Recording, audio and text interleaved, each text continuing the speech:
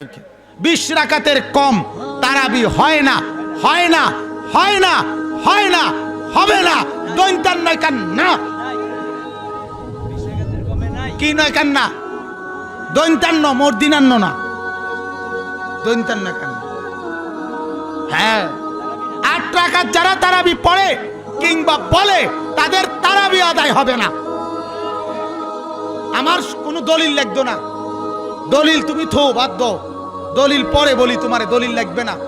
আমাদের নবী মুহাম্মদ সাল্লাল্লাহু আলাইহি ওয়াসাল্লাম বলেছেন, এটা আছে সহিহ বুখারীতে খণ্ড নম্বর 1 হাদিস নম্বর 472। এক লোক জিজ্ঞেস করলো যে কিয়ামুল লাইল কিভাবে পড়তে হবে। নবী বললেন, তোমার কিয়ামুল লাইল পড়া উচিত 2 রাকাত করে, তারপর 2 রাকাত, তারপর 2 রাকাত, আবারও 2 রাকাত, এভাবে চলতেই থাকবে। তাহলে নামাজের রাকাতের সংখ্যা নিয়ে যদি বলতে হয়, আপনি যত রাকাত খুশি পড়তে পারেন। তবে নবী মুহাম্মদ সাল্লাল্লাহু আলাইহি ওয়াসাল্লামের নামাজ পড়া নিয়ে যদি বলতে হয়, এটার উল্লেখ আছে সহিহ বুখারীতে খণ্ড নম্বর 2 বুক অব তাহাজ্জুদ হাদিস নাম্বার 1147। হযরত আয়েশা রাদিয়াল্লাহু আনহা তিনি বলেছেন যে নবী যখন রমজান মাসে কিয়ামুল লাইল আদায় করতেন, সবসময় 11 রাকাত করে তিনি নামাজ পড়তেন, 11 রাকাতের বেশি না। আর তিনি এটা অন্যান্য মাসেও করতেন। তার মানে 8 রাকাত হচ্ছে কিয়ামুল লাইল, তারপর 3 রাকাত হচ্ছে বেতর, এভাবে 8 যোগ 3 সমান 11 রাকাত। এছাড়াও আরো অনেক হাদিস এরকম কথা বলছে। আমরা যেসব হাদিস দেখতে পাই আমাদের নবী সাল্লাল্লাহু আলাইহি ওয়াসাল্লাম, হোক সেটা সহিহ বুখারী, সহিহ মুসলিম, সবগুলোই বলছে নবী পড়তেন 8 রাকাত বা 11 রাকাত, মানে 8 যোগ 3।